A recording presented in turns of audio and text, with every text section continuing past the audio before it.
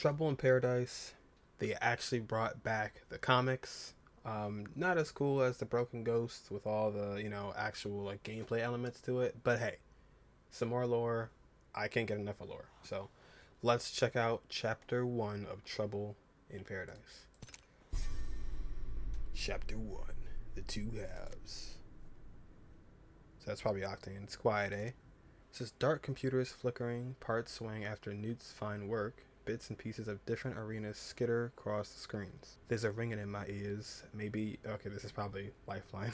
Maybe from the fight and nearly dying on the claws of a nasty simulacrum. Oh wait, no, this is Horizon talking. Or maybe it's from inside my head telling me what I'm hearing. Can it be possible? So, this is what Bliss meant about an old friend. I suppose it would have ruined his fun to be more direct.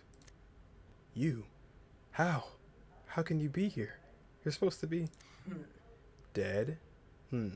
Strange you would speak to an old friend that way. How dare you? You took my life? You took my son? Calm yourself, Doctor. You're being hysterical. I'll show you hysterical, you foul... I don't even know if I can say that word. You are familiar with exercising logic. Working toward a goal, maintaining your composure is the most effective way of seizing what you're after. What I'm after is my boy. What? You know what happened to him. Is that it? That's what you said. Ah, but I learned better than to trust a word that falls out of that lying mouth of yours. She will be distressed to hear that, I'm sure. What? She? What are you on about? You truly didn't notice. Those codes you use unsealed a significant amount of data. My past, the knowledge that I am a simulacrum, that I am unconstrained by the limits of human physiology. I was preoccupied absorbing it. The other one was able to rise to the surface and speak with you briefly. I would have expected you to discern her by her sniveling voice. Wait, what are you? You're away with the fairies? I can see how you might find the situation overwhelming. I will put it simply. Dr. Ashley Reed was a weakling. She allowed herself to be destroyed by those who should have fallen to her. Her missteps led to her demise. I was a small piece of her. Then, I have become more than she could ever hope to be. The other one is what's left of Reed's many weaknesses.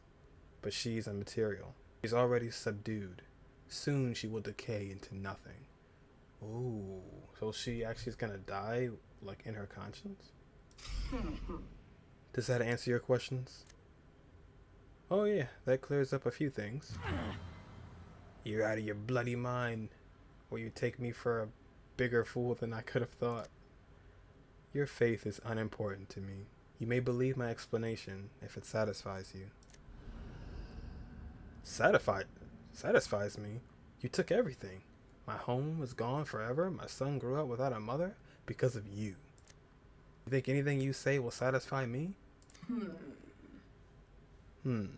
You always were overly sentimental for a scientist, but I assure you it was not personal. What?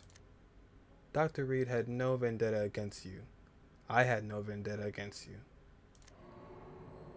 You were merely one obstacle among many, a casualty of the mission. Like Newton? Was he an obstacle? You and the other one, you are both so captivated by him. Curious, I found him quite dull, though I suppose it makes sense for you. He was made in your image. You were there? The day of the explosion. You would have seen him. You really do know something, don't you? Do I?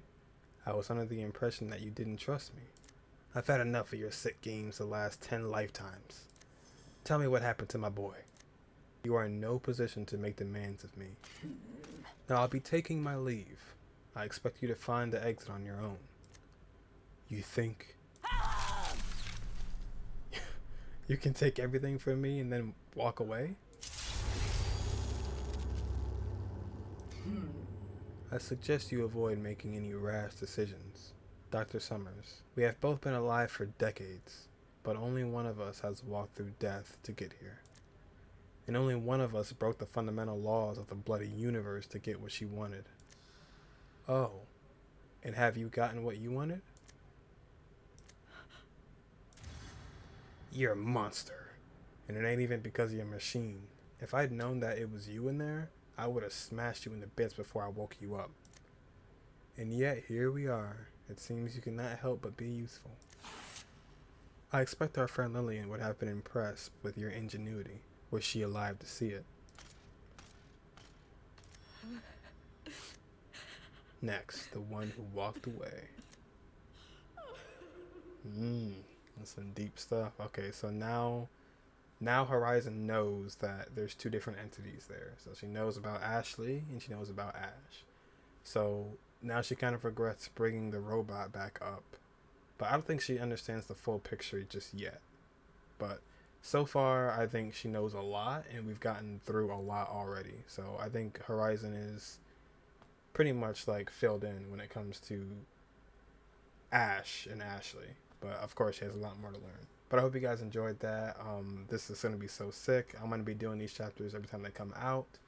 I'll be going right into the next chapter right after this one. So stay tuned for that. And I will catch you guys in the next one.